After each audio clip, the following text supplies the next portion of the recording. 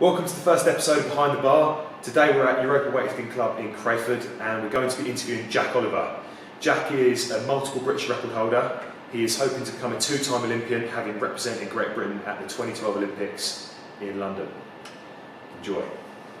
From what I've seen, you've done, maybe it's just you don't put them out, but from what I've seen, you seem to, in comp build-up, do a lot more stuff from like the blocks, say, than you do in full lifts. Have I got that wrong, or is that just you don't tend to go heavy, so it's not worth posting? I do a fair bit of block stuff like that because it's less damaging on my body. Like a lot of, so like something that like Andy taught is more about like doing consistent training rather than doing heavy stuff. You know, if you were just getting them reps in, getting like 6 sets of 3 done on the snatch or 6 doubles on clean and jerk, then that's worth a lot more than doing a couple of heavy singles. So and like, because I've had back issues, going from blocks, coming off the floor a little bit is a lot better on your back. Yeah. So it's like, I could go through loads of pain and make things worse lifting off the floor, or I could get like 6 to 8 really good sets done just by lifting off the floor a little bit. So it's more like, it's injury prevention, like listening to my body, do as much as I can do that doesn't hurt. That's it's interesting. What have you took me back, what have you done to it? I'm sure you've got a bucket list. Nobody knows what's wrong with my back. I've had back problems for years. Yeah. I mean, I've had like cortisone injections in it. I've had that about 5 times. I've had facet joint injections in it twice. I've had all sorts of things tried, and nothing really made a difference. I just do lots of back extensions, and yeah, it's a bit less. That was good as it gets. Back and abs. There you go. Every day? Yeah, every day at start and end of training for both sessions that I do. Yeah, so warming up and so on takes forever, but it's like, take it on the gym. That's your job, in it, at the end of the day. Yeah, exactly. So I'm guessing your frequency volume has changed quite a lot as you've gone through your career. Would you say that your frequencies, obviously frequency tapered off eventually, you can't train 95 times a week, but would you say your volume has gone up or down since, let's just say, since the Olympics? So when you were already on a high level? Yeah.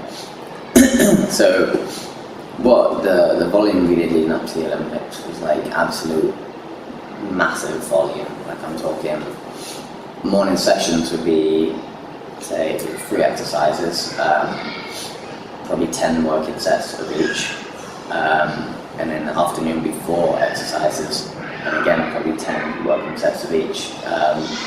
So yeah, that was huge. Whereas now it's more like 3 in the morning, 3 in the afternoon, and I aim for 6 sets. Sometimes I'll do 8 sets. If things are going good, then I'll do what I planned and then add a few extra sets on the end of it. And then as well, they're generally, if I'm doing doubles, then I'll stick with doubles. It means, you know, so instead of doing 6 doubles and 2 singles on the end, I'll do 6 doubles and then 2 heavier doubles and just keep the reps, but add a bit more weight on.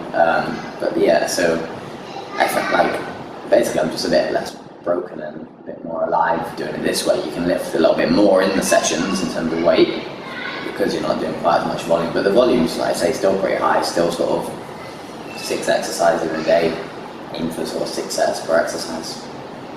It's still quite a lot, I'm sure, to be involved with that. Yeah. It's a lot of weight. But you still get stronger. You still get stronger with less volume, so yeah, exactly. If it works. Another question from a reader. How important are variations like power, hang, blocks? How much time do you spend working on in relation? I think you mentioned 2 power sessions, 3 full. Yeah. What about blocks and hang? Like, people don't realise that block work and hang work actually has a purpose. I don't think people know why people do it. They just see a video of like a big Russian doing a 210 and they're like, let's do block snatch, awesome, cool. Or they see like Sonny's doing like a 200 clean and they're like, let's try and copy him because then I'll do it. In reality, like the exercises were made for a reason. Like doing high block stuff, forcing yourself to go under it faster because you can't actually pull on it. Like I do power cleans from blocks because I'm used to the power cleans. I've not got much pull with my arms and so on. So power cleans, then doing it from blocks makes it even harder because you've got to go above knee height, so to get that extension even harder. So I use the ones that are kind of suitable for me, whichever I'm bad at, basically, as simple as that. Like if you're bad at one of them, then do it, but they're not essential. If someone was only training 4 times a week, then I wouldn't do any block lifts really, things like that, because you need to, if you can only snatch once a week, then do full snatch from the floor, put it that way. Yeah. You know, don't do something irrelevant where it's kind of like a bonus of, if you are training 8 times a week, then you can afford to do more powers, more hands, and it stops you getting bored, is the other thing. If I just full snatch from the floor 3 times a week, then I'd get a bit fed up with it. So doing it once from hand, once from the floor, once from blocks just keeps me entertained, really.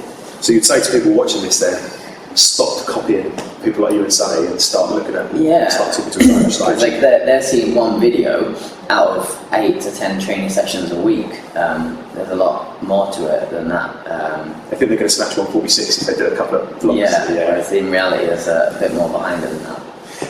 What do you do? Say for example, down here for a week, training's not really going your way. I know you say for example the weights that last week you could be smashing out, you're starting to get a bit more niggly. I know you said you're permanently broken, but you start getting a little bit more broken. What would be your go-to strategy after say a week of putting up with that? Would you take some time off? Would you?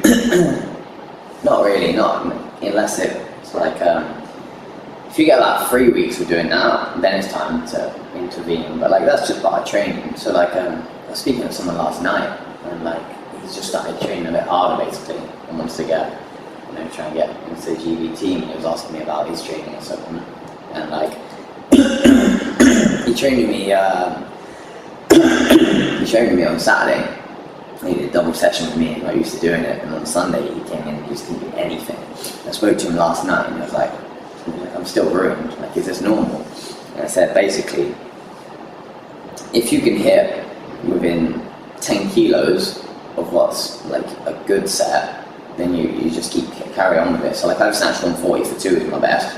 If I can snatch 130 for 2, then that's good enough that I don't need any rest. Like, you shouldn't be that fresh, but that's the point where you can hit that every day. So that's 10 kilos. Does that matter whether you're at 90 or whether you're at 140? It's just 10 kilos. Well, I mean that works generally, but you just got to be sensible with it. Maybe 10. You don't want to be further out than 10 of what's a decent lift. But if you can still, if I can hit 130 doubles, or even I was doing 125 to 15 kilos, you've not got to be right out there every day. If you can do that every day, then you're going to train hard enough. But if I can still snatch 125, 130 for doubles, then I'm fine. If all of a sudden I'm finding I can't snatch 115, then it's time to back off slightly. But I'm only talking a day, 2 days at most. How often do you miss, if we're talking like across a week, like reps wise? And what do you miss if you miss? Same, not many. People always pick up on it if I miss. Someone will always comment on it if I miss a lift, so it's pretty rare. I missed a clean yesterday. I missed a clean from block 155 clean from block yesterday morning. It was my best clean from block's actually 150. So it was a PB, and I got the first rep, missed the second one. Which is quite poor. It's funny if you compare, like I've cleaned 175 not long ago from floor, clean and jerked it. 155 I missed from blocks, so 20 kilo down and I'm missing it. Which is why you work from blocks. Exactly why I'm doing it, because that's a pretty poor number really. So I personally always see, and I'm sure you see, newbie lifters aren't like newbie lifters. I mean, like less than 2 years of training. Let's just say. You often see them. Everyone sees, reads an article, they go, Bulgarian, this for me, I'm on it, max out every day. And you often see some quite famous people like over in the US, with like Pat Mendes, for example, following Bulgarian, and squatting 13 times a week. What's your opinion on it? And what would you say to someone who's watching this and thinking, yeah, that is the one for me? They're wrong. There you go, that's my answer. Well, like, the one thing is, the people who claim that they're doing Bulgarian training actually have absolutely no idea what Bulgarian training is. Watching Vanev do 5 singles on 210 clean and jerk and training these Ironman videos, by the way, I love Ironman videos, they're brilliant, right? Yeah. But they're not an education. Like, that's not all he does. Like, if you watch some of the other ones, you see a little bit more of like how they actually train. So it's not like build up and do a couple of singles and miss it and keep going. If you watch those other ones of like Botev training, and he goes up to something like 250 clean and jerk, drops back down, he's doing like 4 or 5 doubles on 225.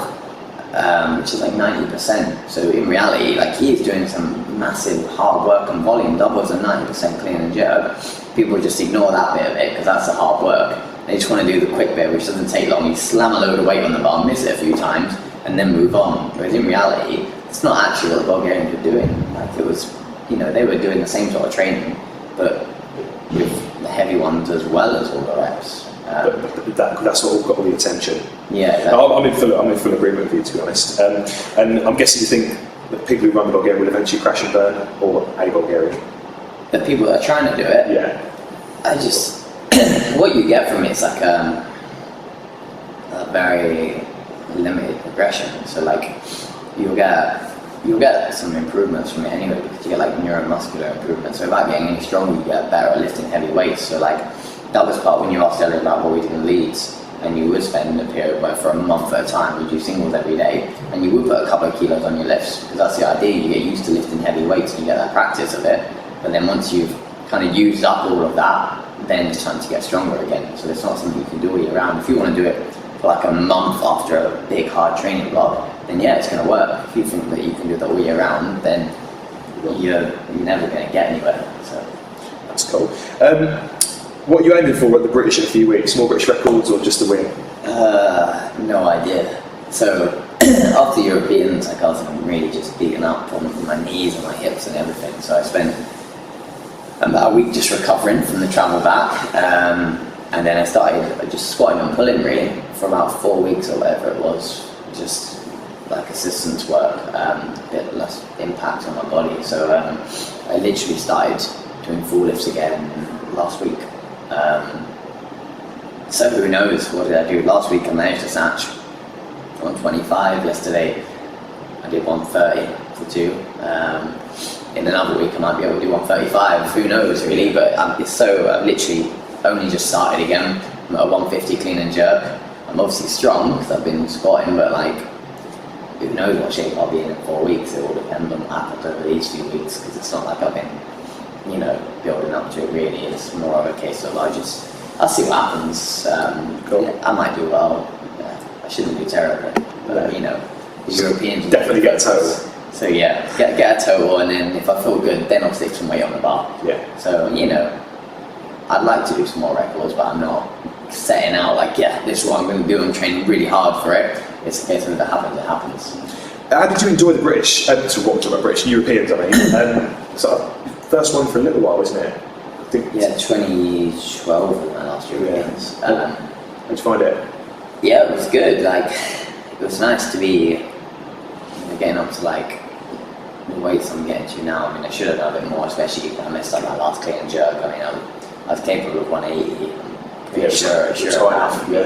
And 75 was easy, so I messed up with the timings a little bit and rushed it. But it was nice to be competing with the kind of Eastern European countries, in the same, lifting the same weights as like there was a Georgian, Azerbaijan, and a Lithuanian guy. So that was cool for me just to be able to compete with those, and like, next year I want to be in the A group, getting, if you can put in sort of 45, 75 of my starters, or a bit more, and get 50, 80 starters, then you're in the A group. So it's nice just to be moving up basically and getting involved. It's quite a clear progression that you get knocking right on the A group now. Yeah, exactly. So that's the aim. So after that, are you planning to go to Worlds British this year? Are you planning that, or it depends on what happens? You mentioned funding earlier. Yeah. So talk about funding. In fact, funding was my next question. So people watching this, a lot of them might not know that the men's team has got absolutely zero funding whatsoever. And you're lucky enough to be being supported in various ways, which we'll get onto later. But how do you feel about that situation, honestly? And in link that into the Worlds as well, how that affects your plans? To be honest, like, I thought that the funding would be scrapped after 2012. Like, I didn't even know it would last that long, because obviously we're not really like a medal-winning sport for various reasons. So it's like, I thought it'd be gone after 2012. So when it came in 2014, that was 2 years longer than I expected to have it for. So I wasn't like upset. I was just like, okay, it was going to happen at some point. It's happened, and that's that. So no sort of hard feelings about it. It just crack on, really get on with it. There's no use moping, is there? No. But obviously that means for competitions, and everything, there's only funding for the women. So obviously Dave Snowden, Pristine Condition, is sponsoring some of the guys. So, if a couple of guys qualify for the Worlds, then he'll send us out there, hopefully. What have you got to do? You've lifted it this year, I'm guessing. Yeah, so I've done my Worlds qualifier at the Europeans, so it doesn't, for me, the British, again, that's why it's less important. If I hadn't done it, then obviously I'd be training harder for the British to get it done. But I'm the only guy that's done it yet. And I think, for it to be worth him sending people, he wants to send a proper team. So, we need like Sonny to qualify, Owen to qualify. And they could both do it at the British Championships. And then obviously, hopefully he's going to send us out there and get some competition. Last Winter Worlds was in Roslav, that's right, in 2013. Yeah. Where was I? So, I saw a post on Instagram recently about you put a picture of frozen peas up or something like that. Talk about how poor you were. So, obviously, you've got no funding, and we'll get on to sponsorships in a bit, but how do you support yourself on a day-to-day basis? Yeah, so obviously, I've got my company, Wisdom for Weightlifting. Go on the website, and you'll find out everything that I do, basically. It's got a good blog on there. Yeah. Wisdom for Weightlifting is a very good blog. Even if you don't want to buy anything from me, if you don't want anything, go and read my blogs. They're free, and I enjoy writing them. So hopefully, people will enjoy reading them. I actually write them just because I quite enjoy it. It's nice to have a rant and a moan in it sometimes. So have a read; they're good fun. So after the funding was gone, it was a case of like, what do I do with myself? So I looked at two completely different options. Joining the military. Yeah, good shout. What are you enjoying? Well, I've been speaking to a guy in the RAF who was an ex-weightlifter, but my eyesight's too bad to be a pilot. So it was a bit sad that. So my other option after that kind of disappeared, so I can be a pilot. I was looking at going to Sandhurst to become an officer in the army. But that was always going to be my second option. So it was always a case of I'm going to try, see if I can make enough money from coaching weightlifting and so on. If that doesn't work, then off I go. Yeah. So your coaching business, obviously you do workshops and stuff, and you've got 2 this weekend. Yeah. Do you get a lot of personal training as well, up in Leeds or? Yeah, so basically I do everything to do with weightlifting. So a big thing I do, a lot of the money I get is from training programs. Writing training programs for people, which by the way mine are the best that you can buy. I can say that because I think I'm the only person who doesn't do percents. So when I do training programs, they're actual personalised training programs where, I make someone come for a session with me first and know what they actually need to improve on, and then get all their information on what they can lift for however many reps and so on. And then I actually program the proper weights rather than just sticking in numbers and just saying, get on with that. The training programs is the big thing for me. I got training programs, I do one-on-one sessions. Obviously I do the workshops, like I got the 2 this weekend, and now doing the workshops for British weightlifting as well, running my workshops, but kind of under the British weightlifting name. Just get you out there. Yeah, exactly. It gets me out there a bit more and spreads me around really, so all of those things are enough to support me. So you already mentioned Dave Snowden from Pristine Condition. Yeah. Should we talk about that quickly? Yeah. Yeah, so basically if anyone doesn't know, Dave obviously it's a health and safety company, that's something random. Yeah, so they do manual handling courses. Yeah. So like the baggage handlers, they do British Airways, teach them how to pick things up safely.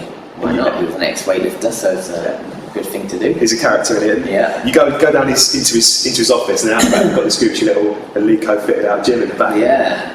So that's nice. So he provides training camps. People provide training camps and puts you up, pays your expenses and stuff like that. Yeah. So he massively looks after you guys. I think they're building a room in the gym, aren't they, to sleep in or something crazy like that.